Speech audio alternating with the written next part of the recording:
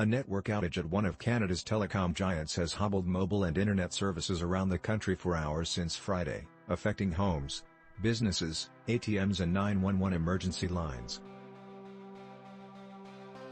Canadians flocked to coffee shops for Wi-Fi.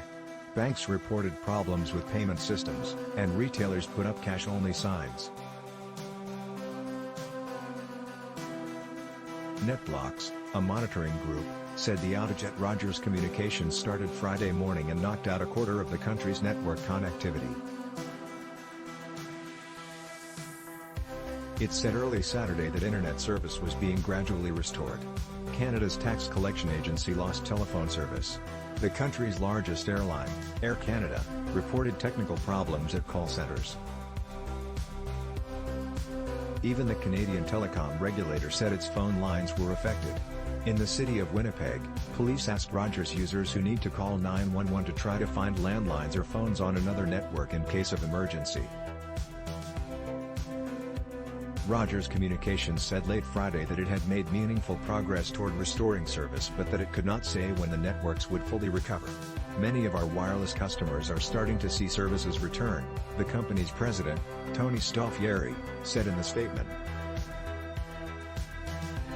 I want to sincerely apologize for this service interruption and the impact it is having on people from coast to coast to coast. It was the second disruption at the provider in a little over a year. Critics pointed to the outages Friday as evidence that there should be more competition in Canada's telecom industry. Rogers, which has more than 11 million wireless subscribers, is one of 3 companies that dominate the market in Canada. Canada's Industry Minister, François-Philippe Champagne, called the situation unacceptable and said overnight that he had conveyed to the Rogers chief executive the frustration of millions of Canadians. With the failure of government services, including the Passport Office, Conservative Party lawmaker Michelle Rempel-Garner said the latest outage showed the potential national vulnerability because of limited competition. Gordon Barton, who was attending a weekend music festival, told the Canadian Broadcasting Corporation he had deposited some cash to spend money with his card but could no longer use it. But that's maybe not a bad thing, he quipped.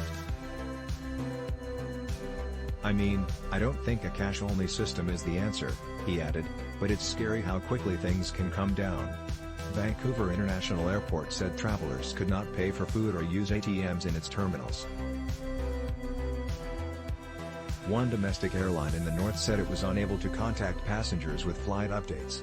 The disruption also prompted a healthcare network in Toronto to ask physicians who were on call Friday to physically come into the hospital for the shift. Meanwhile, at a venue in the city, disappointed crowds lingered outside after a concert by The Weeknd was postponed at the last minute because of the outage.